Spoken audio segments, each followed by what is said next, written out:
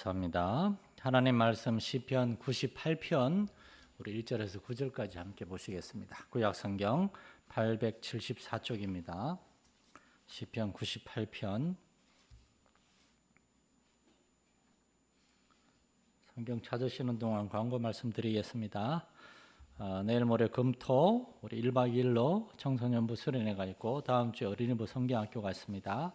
또 8월 중에 교회학교 이렇게 프로그램들이 많은데 주보에 다 올라와 있습니다. 좀 기도해 주시고 교회학교가 참 많이 어려운 가운데 있습니다. 다른 교회들도 다 그렇고 여러분 이 교회학교를 위해서 많은 관심과 기도 부탁드리겠습니다. 더불어 이번 주 금요일 저녁 기도회는 제가 학생회 수련회 따라가는 관계로 교회에서는 없고 가정에서 좀 기도하는 시간 가져주시면 감사하겠습니다. 시편 98편 우리 1절에서 9절까지 한 절씩 교독하겠습니다. 새 노래로 여호와께 찬송하라. 그는 기이한 일을 행하사 그의 오른손과 거룩한 팔로 자기를 위하여 구원을 베푸셨음이로다.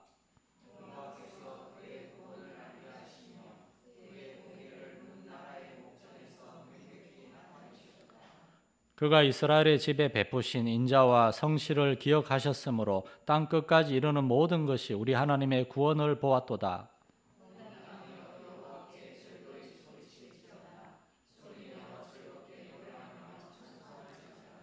수금으로 여호와를 노래하라. 수금과 음성으로 노래할지어다.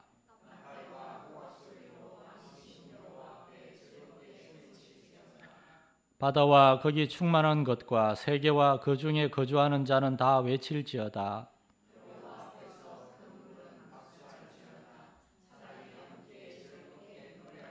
같이 읽겠습니다. 그가 땅을 심판하러 임하실 것이미로다.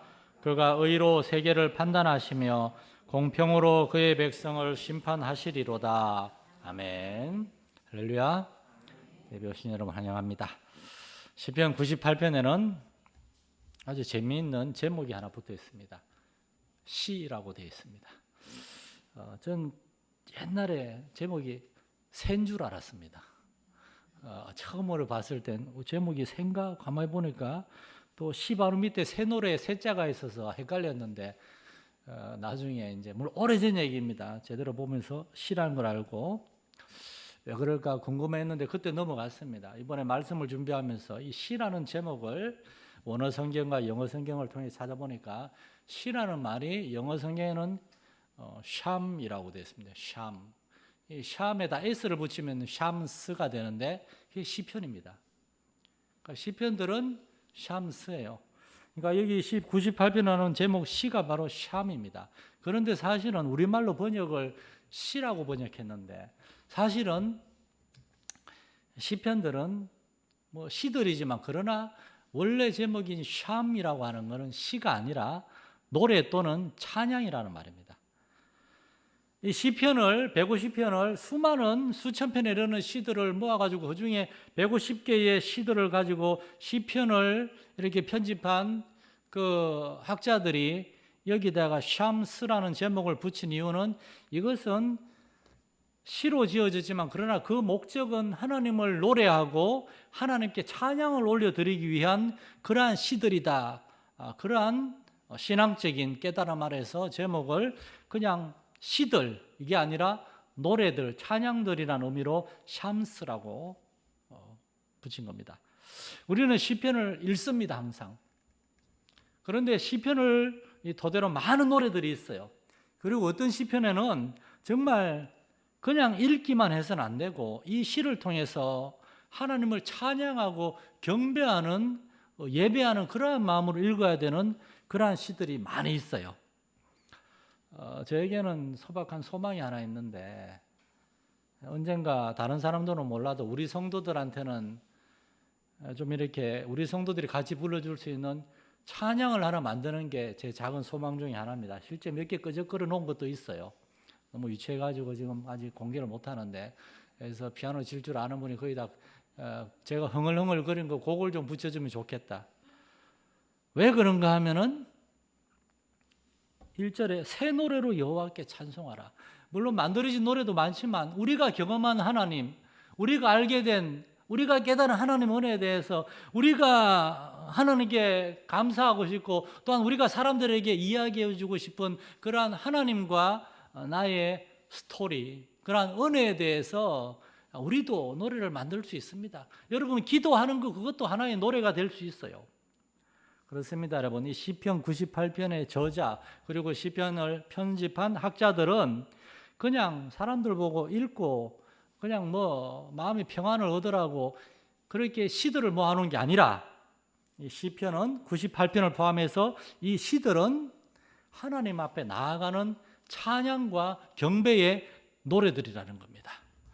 여러분 뭐 요새 사람들은 마음이 울적하고 답답하면 뭐 게임이나 뭐 유튜브 동영상 이런 거 저런 자꾸 본다 그러는데 그런 거 보지 말고 시편을 읽으면서 시편으로 노래하고 시편 찬양을 들으면서 좀 그랬으면 좋겠어요. 이것이 우리가 하나님 앞에 나아가는 방법이고 하나님을 묵상하는 중요한 방법 중에 하나입니다. 예배 시간에 교회에 와가지고 예배하고 찬송하는 것만이 아니라 집에서도 성경을 읽으면서 또는 특별히 시편을 읽으면서 흥얼흥얼 그 시편을 한번 흥얼흥얼 한번 노래하면서 찬양하면서 해보는 거예요. 아까 우리가 부른 찬양 보세요. 주의 이름 안에서 주의 성소로 가네 영광스러운 이곳에 우리 기쁘게 왔네. 거룩한 보좌 앞에서 따뜻함을 느끼네. 우리의 마음 경배하며 찬양의 제사드리네. 찬양의 제사드리며 성소로 나아갑니다. 우리 교회도 수요일에도 찬양하고 금요일도 찬양하고 주일날도 오전 오후에 찬양 시간들이 있습니다. 그 그냥 예배 준비하기 위한 하나의 그냥 시간 때우는 시간이 아닙니다. 그 시간도 예배입니다. 그 시간도 하나님 앞에 우리의 마음을 준비하고 하나님 앞에 우리의 마음을 올려드리는 거예요. 이게 찬양이고 이게 경배입니다. 우리가 하나님께 나아가는 방법은 하나님을 찬양하고 하나님을 높이면서, 이 경배하다는 말은 하나님을 공경하고 하나님을 높인다라는 뜻인데, 그렇게 우리의 마음으로 하나님의 하나님 되심을 깨달으면서 그렇게 두렵고 떨리는 마음으로, 왠가하면 한 주간 우리의 삶을 돌아보면 우리의 말과 행동, 우리의 마음으로 죄를 지은 게 많거든요. 두렵고 떨리는 마음으로. 그럼에도 불구하고 우리 주 예수 그리스도의 그 단번에 들이신 영원한 속죄의 그 희생으로 또 나를 용서하시고 깨끗게 하시고 회복시켜 주실 하나님께 대한 감사함과 기대하는 마음으로 오늘 예배를 통해서 하나님이 어떻게 은혜를 주시고 오늘 말씀을 통해서 하나님 나에게 무엇을 깨우쳐 주실까, 그러한 기대하는 마음으로 예배에 나오는 것, 그것이 바로 하나님께 찬양하는 것이고 하나님께 경배하는 것입니다. 오늘 1절을 보세요. 새 노래로 여호와께 찬송하라. 선포하고 있어요. 저와 여러분한테 그렇게 얘기하는 것 같아요. 새 노래로, 아니면 적어도 새로운 마음으로, 하나님께 대한 간절한 마음과 감사한 마음으로 하나님 앞에 나아가라는 겁니다. 여러분, 우리는 교회에 왔지만 사실은 교회에 와서 앉아있는 게 예배가 아니에요. 우리는 하나님을 만나러 나아가는 겁니다. 몸은 여기 앉아있지만 우리의 영혼은 하나님의 거룩한 성소, 지성소 앞에 나아가서 하나님을 찾는 겁니다. 하나님은 여러분 한 사람 한 사람을 보고 계시고 알고 계시고 여러분을 만나기를 원하세요. 그렇게 하나님 앞에 나아갈 때 우리가 올려드려야 될 가장 중요한 태도가 찬양하고 경배하는 겁니다. 가장 기본적인 질문이지만 이 시편 98편의 저자를 비롯해서 이 시편의 많은 저자들, 그들은 왜 이렇게 하나님을 찬양하고 경배했을까요? 왜 우리는 예배 때마다 또는 우리의 삶 속에서 때를 어떤지 못 어떤지 하나님을 찬양하고 노래하고 감사하고 그렇게 해야 될까요? 우리에게도 하나님을 찬양할 이유가 있기 때문입니다. 첫 번째로는 하나님이 행하신 너무나 기이하고 놀라운 일 때문입니다. 이미 행하신 그 일, 그건 바로 하나님이 저와 여러분을 구원해 줬다는 겁니다. 하나님은 우리를 구원하신 구원의 하나님이세요. 이 구원을 사도는, 이 시편 기자는 1절에서 그는 기이한 일을 행했다. 기이한 일이라는 말에는 여러 가지 의미가 있어요. 참 신기하고 놀라운 일이라는 뜻도 있지만 참 이해할 수 없는 참 그런 일이라는 거예요. 왜냐하면 우리는 도저히 구원받기에 전혀 합당하지 않은 사람들, 구원받을 자격이 없는, 너무나 하나님의 원수고 무기력하고 죄인 되었고 그런 우리가 구원을 받았다는 것이 너무나 이해할 수 없는 놀라운 일이란 거예요. 저는 종종 그런 마음이 들 때가 있습니다. 설교를 준비하면서 아니, 내가 뭐라고 하나님의 말씀을 이렇게 많은 성도들 앞에서 저보다 신앙적으로도 뛰어나고 기도도 많이 하고 신앙생활도 오래 한 분들도 많이 있고 이런 분들은 내가 무슨 자격으로 내가 하나님의 말씀을 전한단 말인가? 그 이전에 내가 어떻게 하나님께 구원받은 사람으로서 성도라는 하나님의 자녀라는 그러한 이름을 받을 수가 있단 말인가? 제가 저 자신을 생각할 때도 너무나 부끄럽고 이거는 너무나 이해할 수 없는 기이한 일이라는 그런 생각이 들어요. 여러분은 어떻습니까? 하나님이 저와 여러분을 구원해 주셨다는 그 사실에 대해서 우리는 쉬지 않고 하나님 앞에 감사하고 또 감사하고 있습니까? 미안한데 저는 오늘날 교회를 보면은 그런 감사를 잘 보지 못하는 것 같습니다. 물에 빠진 사람 건져놨더니만 내 보따리도 내달라고. 하나님 우리를 구원해 주셨는데, 우리의 생명을 건져 주셨는데 하나님 앞에 이거 저거 왜 이런 걸 응답해 주지 않습니까? 왜 내가 원하는 대로 내 삶을 그렇게 복 주지 않습니까? 왜 다른 사람처럼 그렇게 물질에 복 안 주고 건강에 복 안 주고 뭐 이런저런 부모에 복 안 주고 무슨 복 안 주고. 옛날에 제가 그렇게 하나님께 좀 불평한 적이 있어요. 이거 얼마나 부끄러운 일입니까? 오늘 시인은 하나님을 찬양하는 첫 번째 이유는 하나님께서 그 오른손과 거룩한 팔로 우리를 구원하셨다는 것. 그리고 우리를 구원하신 다음에 그 구원을, 하나님 우리를 구원하셨음을 온 세상 가운데 보여주시고 그들도 하나님께 나오게 하려는 하나님의 뜻이 있다는 거예요. 이 바로 하나님, 우리가 하나님을 알고 구원받았음을 확신할 뿐만 아니라 다른 사람들에게도 하나님의 구원을 전해줘야 될 사명이 있는데, 우리가 구원받은 사실에 대해서도 별로 중요하게 생각하지 않고 깨닫지 못하고, 여러분 벌써 밤이네요.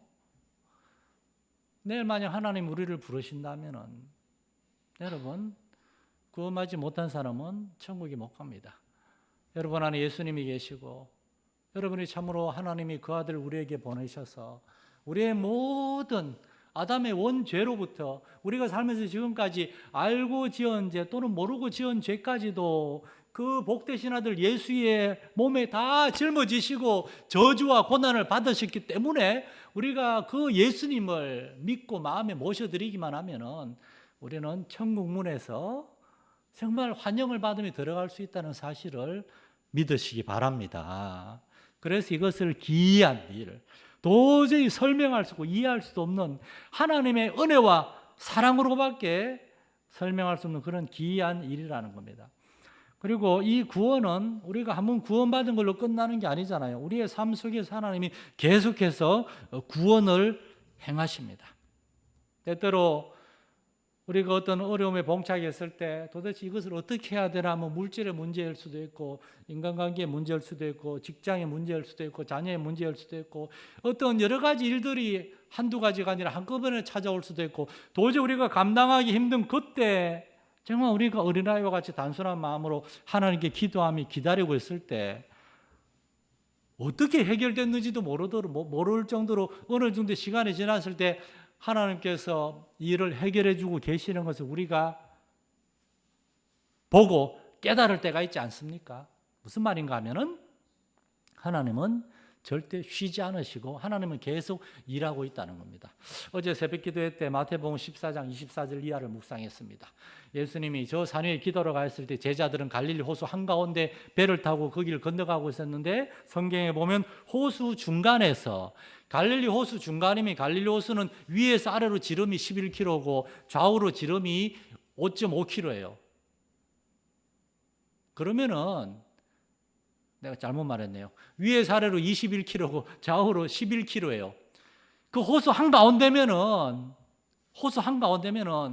걸어온다 치면 짧은 데서 걸어와도 호수 한가운데까지 5km를 걸어가야 되고 긴 데로 그러면 10km를 걸어가야 돼요. 그런데 예수님이 산 위에서 기도하시다가 제자들이 호수 한가운데서 불빛이 하나도 없고 파도가 세니까 어디로 가야 될지 모르고 배가 계속 헤매고 있는 것을 보시고 예수님이 내려와가지고 제자들한테 가십니다. 무리를 걸어가셨다고 되어 있어요. 예수님은 날아간 게 아니라 무리를 걸어가셨습니다. 산 위에서 산 밑에까지 내려오는 시간도 있고 무리를 걸어서 5km를 걸어갔을지 10km를 걸어갔을지 모르겠어요. 제자들은 바다 한가운데에서 예수님 뭐 하시나? 우리가 이렇게 죽게 됐는데 왜 우리만 보내가지고 막 그렇게 걱정하고 있을 때 예수님은 뭐 하고 있었습니까? 기도를 멈추고 제자들을 향하여 계속해서 가고 있었어요. 그리고 마침내 새벽 3시나 4시경 예수님은 제자들이 있는 배에까지 도착하셨습니다. 그리고 제자들을 건져주셨습니다. 주님은 쉬지 않고 계속 걸어오셨고 정확한 시간에 제자들을 만나주셨고 그들을 구원하였습니다. 여러분, 하나님의 구원에는 틀림이 없고 정확한 줄을 믿으시기 바랍니다. 그렇기 때문에 우리는 하나님께 기도할 수 있어요. 하나님의 아들이 세상에 오셨을 때를 성경은 뭐라 그럽니까? 누가복음은 때가 참에 time has come, 시간이 되었기 때문에, 하나님의 시간이 되었기 때문에 아들을 보내셨다는 겁니다. 하나님의 때에 하나님은 정확하게 일하시는 하나님입니다. 그러므로 우리는 그러한 하나님을 신뢰할 수 있고 그 하나님께 기도할 수 있고 그 하나님의 구원에 대해서 언제나 기억하면서 감사할 수 있는 저와 여러분이 될 수 있기를 바랍니다. 두 번째로 우리가 하나님을 찬양할 이유가 오늘 3절에 보면 그가 이스라엘의 집에 베푸신 인자와 성실을 기억하셨으므로, 하나님의 인자하심과 성실하심이 우리가 하나님을 찬양할 이유라고 이 시편 기자는 얘기합니다. 하나님은 먼저 이스라엘 백성들에게 인자와 성실을 베푸셨어요. 그 말 지지리도 안 듣는 이스라엘 백성들, 우리가 출애굽기와 그 모세오경의 나머지 책을 보면은 이스라엘 백성들은 애굽에서 하나님이 놀랍게 열 번의 재앙과 홍해를 가르시고 구원하시고 광야에서 40년 동안 이스라엘을 먹이고 입히시고 이방 민족으로부터 지켜주시고 애굽에서 노예 생활을 하던 이스라엘 백성들이 전쟁을 할 줄 압니까? 근데 광야에서 도둑질이나 하던 그러한 광야의 그 사막의 족속들이 이스라엘 쳐들어왔을 때 하나님은 그들을 지켜주셨습니다. 해와 달을 멈추게 하시면서 이스라엘을 지켜주셨어요. 이스라엘은 정말 끊임없이 하나님을 거역했고 하나님의 말씀을 불순종했으나, 그런데 하나님은 그 인자하심과 성실하심으로 참고 또 참았어요. 인자하심이란 말은 영어 성경에 love, 사랑이라고 되어 있어요. 성실하심은 faithfulness, 신실한, 믿을 수 있음. 하나님의 사랑, 하나님 이스라엘을 사랑하셨고 그리고 이스라엘에 대한 약속을 지켰습니다. 이스라엘이 아무리 말을 안 들어도 그 약속을 지켰습니다. 하나님은 하나님께서 친히 구원하신 저와 여러분도 늘 기억하고 매일 매순간 여러분의 삶 속에 그 하나님의 인자하심과 성실하심을 베풀고 있음을 여러분은 깨달아야 합니다. 신앙생활이란 다른 게 아닙니다. 매일매일의 신앙생활이란 매일매일의 하나님의 그 인자한 사랑과 하나님의 그 성실하심을 경험하는 겁니다. 며칠 전에는 정말 비가 이대로 가다가 정말 우리가 배를 만들어야 되는 게 아닌가 싶을 정도로 폭우가 심하게 쏟아졌는데 정말 놀랍지 않습니까? 딱 일주일입니다. 일주일 동안 매일 평균 50에서 100mm 비가 왔어요. 물론 심한 지역에는 하루에 뭐 150mm, 200mm 하지만 오다 말다 했잖아요. 그런데 논들이 밭들이 잠긴 거 보세요. 노아의 홍수 때 40일 동안 비가 40일 내내 쉬지 않고 폭우가 쏟아졌고 하늘에서 비만 내린 게 아니라 땅속에 깊은 샘들이 터져 나오고, 그건 학자들에 하면은 하늘에서 비가 내리고 땅에서 지진과 쓰나미와 해일이 다 일어나서 지각 변동으로 땅이 다 물에 잠겼다는 거예요. 여러분, 정말 노아의 홍수는 굳이 그것을 과학적으로 찾을 필요도 없어요. 일주일 비 내렸는데 우리나라 그렇게 쑥대밭이 된 걸 보십시오. 뭐 딴 얘기인데, 그런데 오늘 아침에 해 뜬 거 보셨죠? 해 뜬 거 보셨죠? 아침에 저는 해가 뜨는 걸 저희 집 창문에서 보면서, 저 해가 뜬 거 보면서 하나님 감사합니다. 지난 한 2, 3주 동안 해를 제대로 못 봤는데 오늘은 해가 잠깐 비쳤다 또 구름에 가려지긴 했지만 안녕하고 잠깐 얼굴을 비춰주시더라고요. 그러나 구름 때문에 우리가 못 봐서 그렇지 구름 너머의 태양은 오늘 아침에 뜨고 내일도 뜰 것이고 모레도 뜰 것이고, 그게 안 되면 우린 다 죽으니까.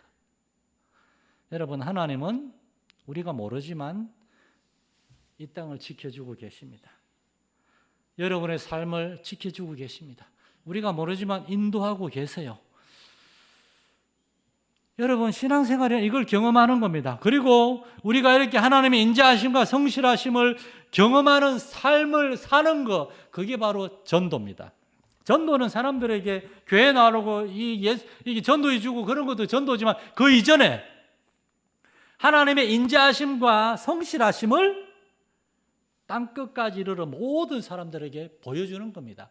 하나님은 이렇게 우리를 구원하셨고 이렇게 우리의 삶을 지키시고 돌보고 계십니다라는 것을 땅끝까지 이르는 모든 사람들에게 보여주는 겁니다. 여러분은 매일매일의 가정에서, 직장에서, 여러분의 삶의 자리에서 하나님 안 믿는 사람에게 여러분이 하나님을 믿는 사람이고 하나님께 구원받은 사람이고 하나님 안에서 살아가는 사람이고 하나님의 은혜 안에서 살아가는 사람임을 여러분이 보여주고 있는 거예요. 그런데 여러분이 하나님 앞에 너무 야박해가지고 하나님, 여러분이 원하는 대로 응답해 주시지 않는다고, 여러분에게 힘든 일 하나도 없기를 원하는데 자꾸 이런저런 시련과 어려움이 있다고 불평하고 원망하고 하나님 나를 사랑하지 않는 겁니까?